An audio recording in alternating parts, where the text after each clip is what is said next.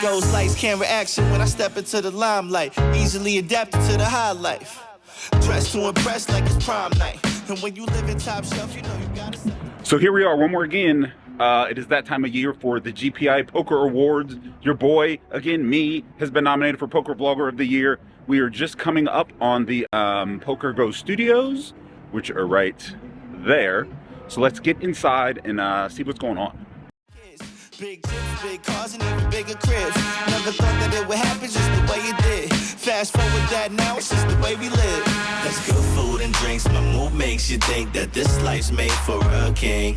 The room starts to shake so smooth if you blink, you might just miss the whole thing. It's just a different way to move within the high life. So many different things to do within the high life.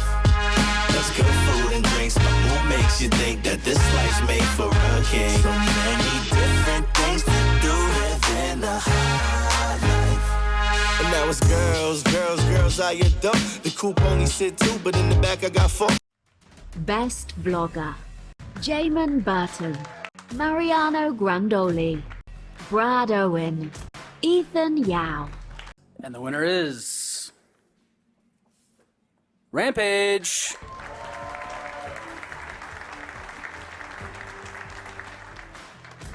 Caitlin Komeski. There's a small handful of people that really pushed me off the cliff and gave me the faith in myself to do it. Those people are Jamin Burton, Andrew Nemi, Christian Soto, and Poker Face Ash. I love you, Poker Face Ash. Talking about this high life, I mean as high as it go. That's kites, planes, clouds, the bank accounts that I own. Funny thing, it all started from a pen and... So we came, we tried, he won it. Next year, Damon. You're always on the ballot. It's consistent. It's been next year. It's been next year for the last 4 fucking years. No. If one of your vlogs didn't take 20 hours. I know, right? How high up? Yeah. So, congrats to this man for winning everything every time he shows up any place. And we're out of here. Whoever thought that this could pay off all of my student loans. About to throw a party, invite everybody I know. Let me send a mass text to everyone in my phone. All right, we're out, buddy. You are literally the grandfather of vloggers, and these motherfuckers need to give you your W. We got the edge. We got the edge. Sharpen the blade, feel the cup, be the deep end. We're hacking. Good morning. Well, really not morning. It's kind of early afternoon, first week in March, and I'm getting ready to do something crazy. Something that I have actually never done before. I'm getting ready to jump into an Encore 2-5 game during the day. Never played at Encore during the day, but from past experiences at other locations, day poker games tend to play tighter. The average age tends to skew a little bit higher, and I tend to get crushed. So we'll see. My timing was perfect. I arrive at the Encore just as they are opening up a new game. No waiting. We're able to slide into the 2-seat and proceed to get busy. Or at least that was the plan. Getting busy is relative, I guess. I didn't play many hands the first few orbits, and those that I did play didn't go beyond the flop. Some pre-flop raises, some missed boards, some continuation bets, and a lot of folds later, and I was quickly down a couple $100. For instance, in this hand, the under-the-gun straddle is on, so we are essentially playing 2-5-10. The low jack opens to $30.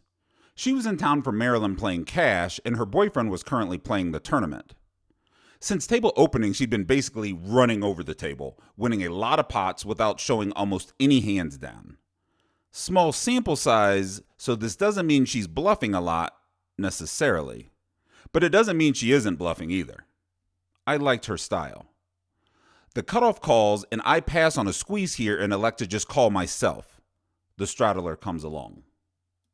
Jack 9-6 with 2 hearts. The flop gets checked through 4 ways.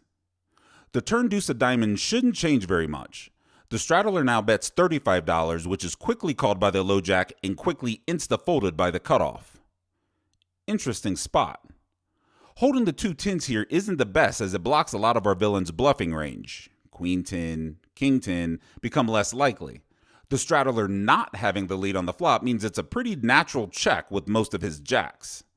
The low jack having the lead on the flop and not betting leans her towards draws. My hand still beats a lot, and although I'm not fist pumping, I call. The river ace of spades is horrible. Just horrible. It's not the card I wanted to see. The straddler now checks. The low jack fires $125 into the pot, and this should be followed by a pretty easy fold with me holding 2 10s. Her checking the flop and floating the turn with an ace in her hand isn't that far-fetched. She could easily just have ace king or ace queen of hearts, but my brain gets stuck on, I bet she's bluffing. I bet all she does is bluff. She's from Maryland. I bet they bluff all day and night there. And I can't get that out of my head. I call. I feel better when the straddler folds and then feel worse again when the low jack shows me pocket deuces for a turn set. I have to remember, everyone from Maryland isn't Darvin Moon-esque. A few hands later, I find myself opening Jack 10 offsuit from the low jack to $15 because I'm not married to the charts. The only call I get is from the small blind, which at this point was the tightest player at the table. We picture him holding a ton of small pocket pairs and maybe some ace-high type hands. The flop of 10-9-8 is pretty favorable. He checks as expected, and I decide to check it back. Yes, I'm betting the vast majority of the time, but not all the time. This is one of the latter. The 4 spades turn is a nothing, and he checks again. We try to extract some value with our $25 turn bet, but he doesn't bite.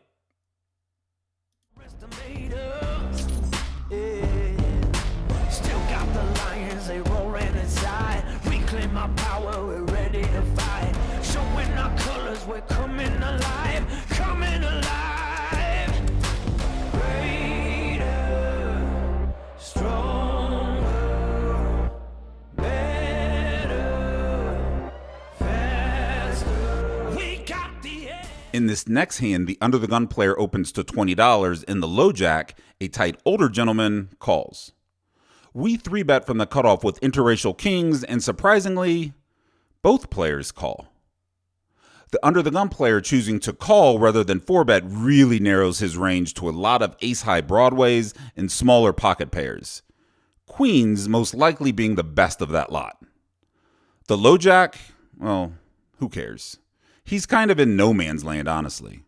Zero clue what he'd be calling the under the gun open with and then calling a cutoff squeeze with. I don't know, suited connectors, pocket pair. Your guess is as good as mine. We catch a decent flop in Queen 4-3 and both players check it over to me.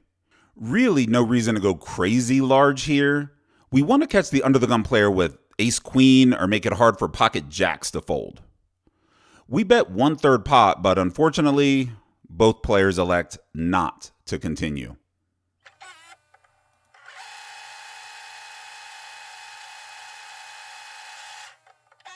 The very next hand, the under the gun 2 player opens to $15 and we 3-bet again. This time to $50 with ace 4 of diamonds, and just like the previous hand, he calls my 3-bet. Ace, jack, deuce, rainbow. Our villain checks, and this is normally not a hand I would attempt to take for multiple streets of value, but I'm getting the feeling that this player just likes calling things. However, when we bet $30 here, he folds.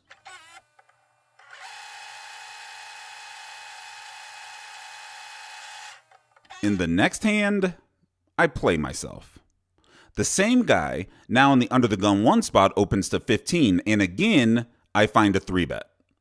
3 hands, 3 3-bets.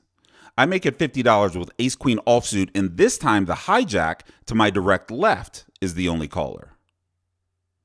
We miss the board completely when it comes 4 deuce jack with 2 diamonds, and I check. The hijack checks behind.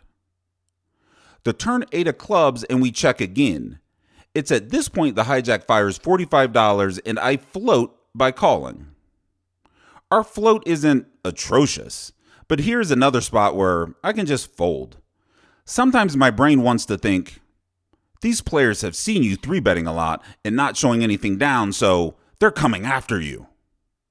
In reality, this rarely happens at 2-5. They don't come after you using aggression. They might call you down more, sure, but most don't just start calling you preflop with garbage hands and betting into you as bluffs. They just don't. The river deuce of spades helps me not in the least, and when I check, he checks behind and shows 9-8 of clubs.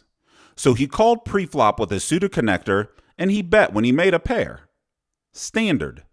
Not some elaborate attempt to outplay me because he is an alpha male or whatever I had dreamt up in my head. We fold a few hands, and in the next hand we play, the under the gun 1 player opens to $20, which is followed by a call from the low jack. I wake up with ace queen offsuit again, and again put in a 3-bet, this time to $95. Like I said, these players don't really fight back with complete air regardless of how crazy your play seems to them. Here, they both find folds. Cards are gathered, placed in the shuffler, and we are immediately given new cards. Action folds around to me on the button, and I open to $15 with pocket tens. My only caller is the casted big blind. Heads up to the flop, we see queen, deuce, queen with 2 diamonds, and our injured big blind checks. We bet $10 because, well, what is he going to do? It's going to be really, really hard to continue here unless he holds a queen. What's he going to do on turns and rivers? Ask yourself, how comfortable would you feel calling down with pocket 5s here? How about ace jack suited? Exactly. You wouldn't feel comfortable at all. He doesn't either. He folds. As with all things, especially at the poker table, my little hot streak of playable hands comes to an end, and we are left with unplayable hands that need to be folded pre-flop for a while. Here, though, we find a playable one in Jack 10 suited and open to $15 from the cutoff, soon to find ourselves 3-bet to $60 from the big blind. Action is back on me, and all 3 options, raise, fold, call, are on the table. The big blind is a solid player that's been around the game for years. I don't see him as someone that is getting extraordinarily out of line. I choose option 3, call the $60, and we take a flop. Queen 7-5 with 2 spades. He continues with a $50 bet. The gangster move here would be a raise. Backdoor straight draw, front door flush draw, and not much showdown value. It could be worse. But we aren't going to get that gangster versus this player type. We call. The turn jack of hearts improves our hand to a pair. However, our villain continues betting for $110.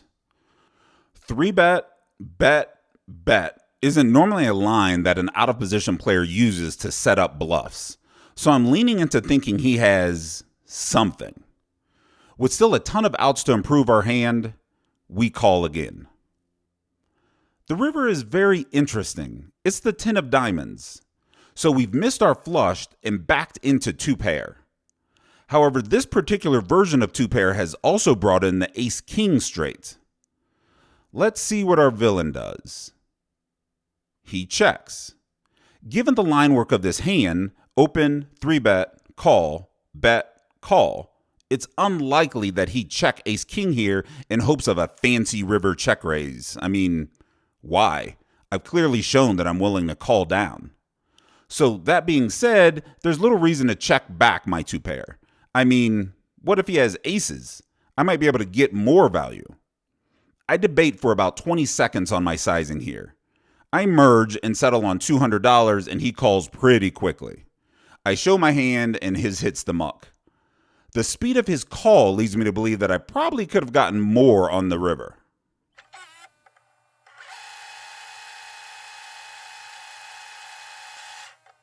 The very next hand, under the gun opens to $15, and I 3-bet in the hijack to $50 with ace-king offsuit, and only he calls. Jack 3-9 rainbow. Not much happening here. He checks, and I have a good hand not to c-bet. I check behind. I'd love to say that fireworks ensued when the ace of hearts hits the turn, but they in fact did not. He checks again, I bet $60, and this hand ends very uneventful like.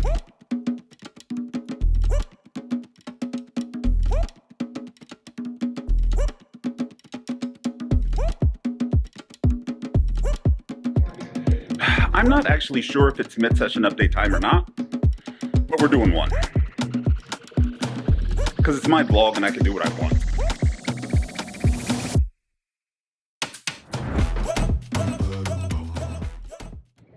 $2-5 at the Encore. I happened to get here right as a new table was starting, and so far so good. I know I made a bad call down with ace queen high versus a guy that I just didn't think he had it. Guess what? He had it. Another pot I won just not too long ago with Jack 10 suited when I went runner 2 pair. And I won another pot with pocket kings. All pretty straightforward stuff. I'm playing it close to the vest in this daytime 2-5 game. I am surprised that the game is not made up of older gentlemen. It's actually mostly young guys and one very impressively playing female at the other end of the table. I think she's from Maryland. I think she said her boyfriend is playing in the WIN tournament that's going on right now, but she's good. She's an impressive player. I am going to get back in here. I am going to try to get some more things going, get the momentum rolling. Might jump into the 5-10-20 game that just opened if they get a second table of it. It's, I don't know, I'd probably guess around 2:45, 3 o'clock in the afternoon. And so far, so good.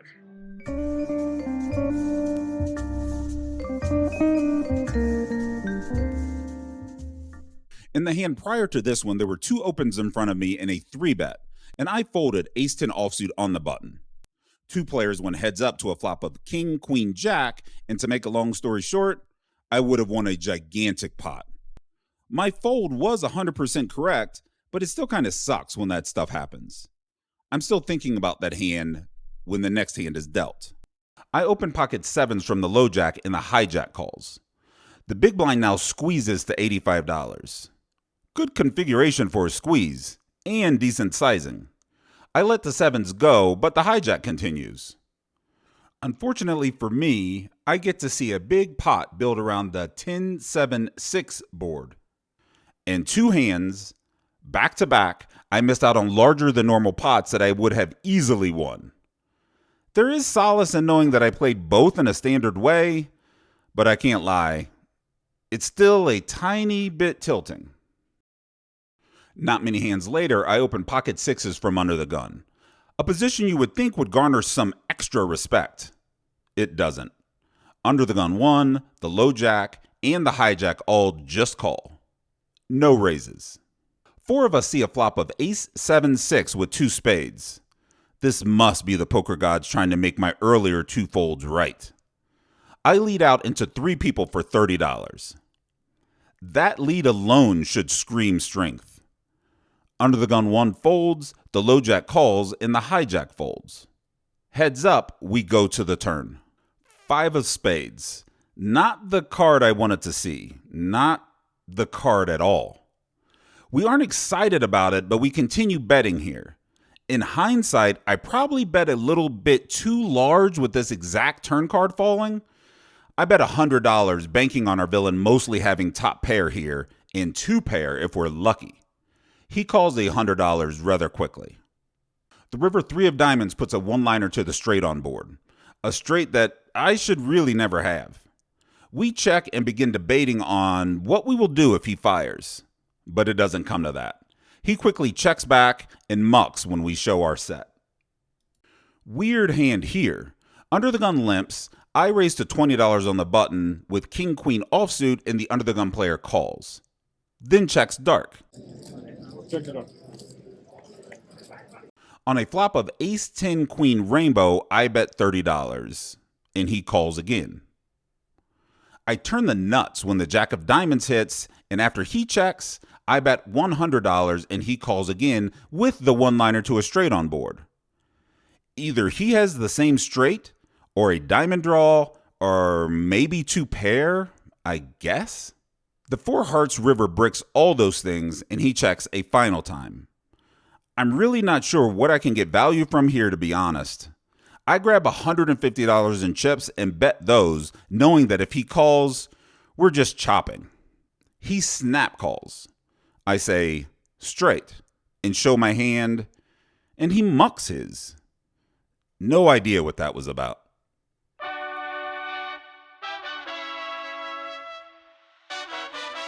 Hey, I'm way up, could never be under you. And I never move like a sucker do. Came out the mud and it wasn't because of you. Look at my stats, I got too many W. I got way too many W. Came out the mud and it wasn't because of you. Hey, I never care what the others do. I'm in the penthouse enjoying the upper view. Don't ever think that your lady is stuck with you. She pull up on me and tell me I'm lovable. Don't do the cap, never been gullible. I've been a plug and I'm unpluggable. Been undefeated, feel like a mother too. Call me.com, that's www. Really feeling myself. This ain't the place to approach me. I ain't never been on a shelf. I save that space for the trophies. I'm running to it, we get it and laugh. We catch a dub and we running it back. I'm like a boxer that's training to fight, cause I wake up and punching to get to the bag. I'm way up, could never be under you. And I never move like a sucker do. Came out the mud and it wasn't because of you. Look at my stats, I got too many W. I got way too many W. Came out the mud and it wasn't because of you. I'm well. Yeah, prices keep on going well. Y'all still need to get you well. Nothing left to say, I'm well. Hey, look at the drip, I'm looking colorful. I took a chick, kiss her in front of you. We got the win, that is a W. I ain't your twin, but I've been W. Said it before, I say it again and again. The way that I work is incredible. Do all the talking you want, I don't want to hear it. Whatever you say is incredible. Me and the losers are just not relatable. Don't call my phone cause I'm still unavailable. I've been the greatest and still undebatable. Breaking the records and make them unbreakable. Blazing the spot, mad clean. Hate it or not, game 7, game tie, vaccine. I'm taking a shot, I'm way up, could never be under you. Bluffing's scary. Like, I don't like it. I don't like that feeling. No more bluffs. That's it. I'm done.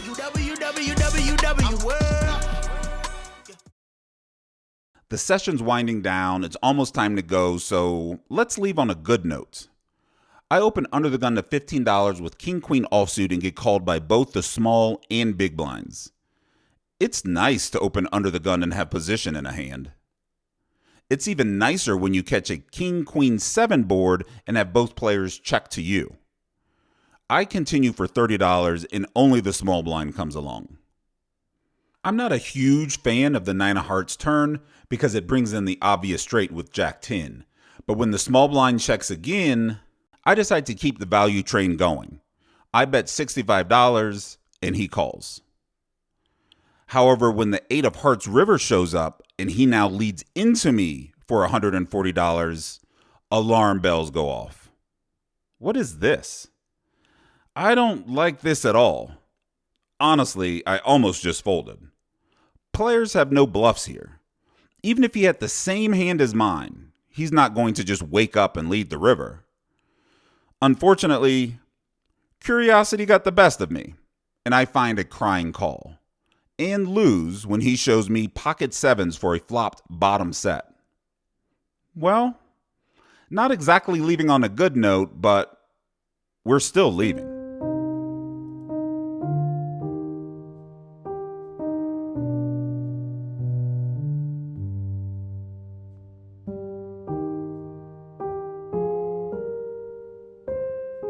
Actually, we can't leave like that.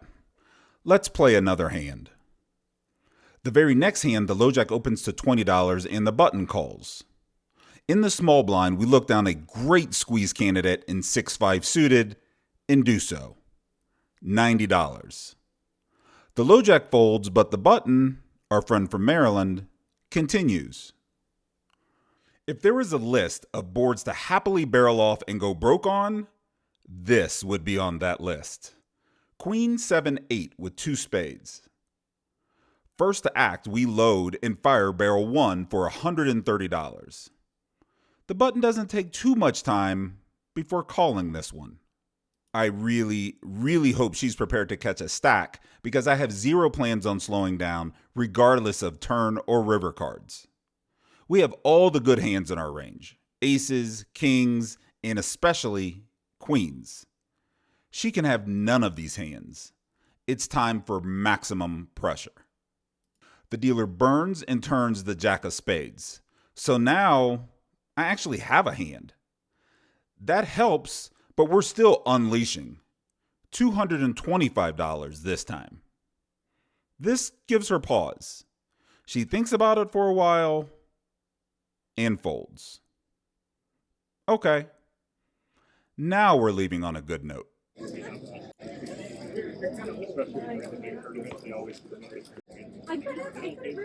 What?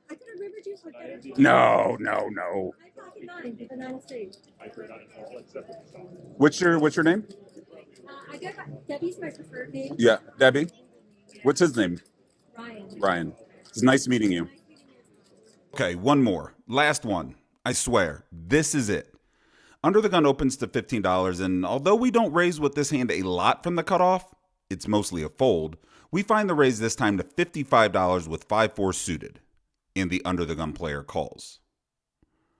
3 hearts, jack of clubs, ace of diamonds, in the under the gun player checks. We have a gut shot and 5 high. Good enough. We see bet to $35, and that ends this skirmish. Okay, we're out. I'm out, dealer.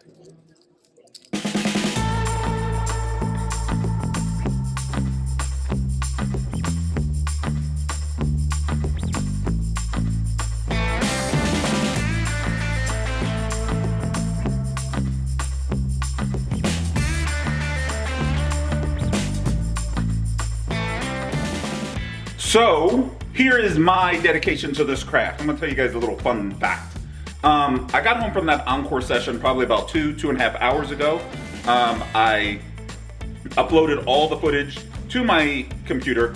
I actually started editing it, and then I remembered, oh, I have to do the wrap up. So, 2.5 hours later, here we go.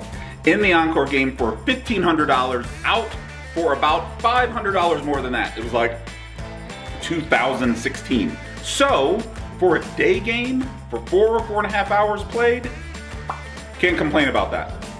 The day game itself ended up being quite a bit better than I thought it would be. I thought it would be a bunch of 60 and 70-year-old men just sitting there knitting it up, and it was anything but that. Definitely wasn't as action-packed as the night game, but we make do. There were a couple spots that I kind of paid off hands that I probably shouldn't have paid off. One was with Ace Queen High. I paid off another guy on like a King Queen 7 flop when I was holding King Queen, and he held pocket sevens and led river. Kind of meh. And then there was another hand that I paid off that was kind of like, I'll call, but I'll lose here sometime and I'll be fine with it.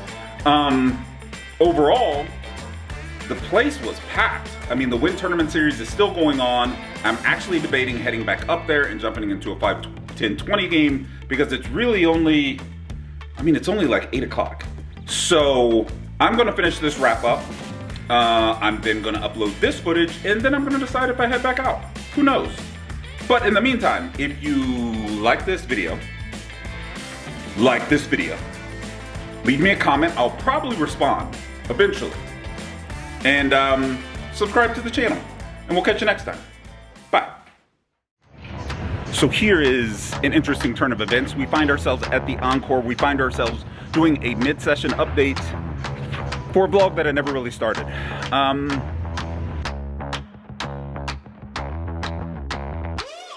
Come take a seat. Mount up the feet. I'm hungry like I've been fasting this week. It's time to eat. Back from the dead, but don't repeat. I'm the missing link. Open your eyes. What do you seek? My vision complete. Them as black as they come.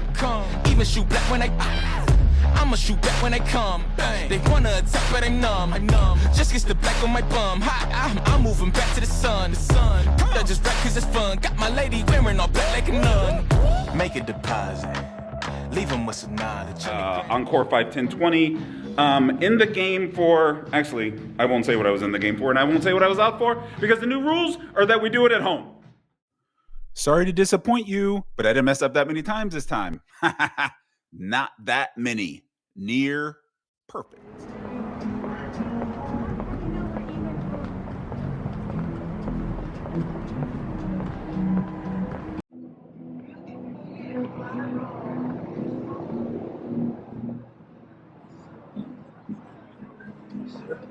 I'm getting you ready.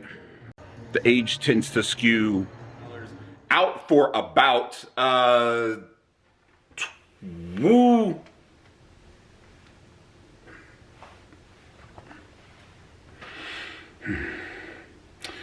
In the encore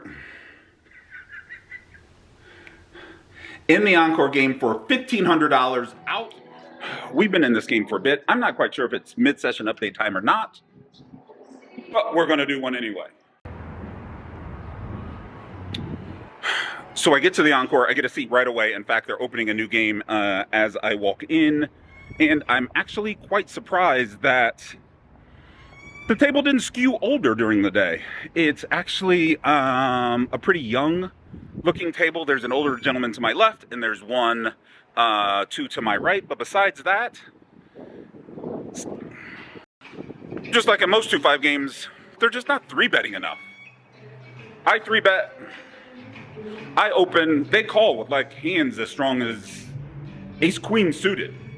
So when that happens, the range tends to be a little bit stronger than it should be. And if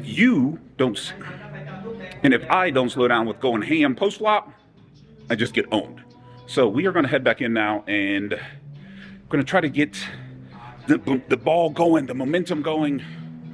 Let's see how this thing all ends. Okay, let's knock this thing out in front of the iconic Encore Beach House.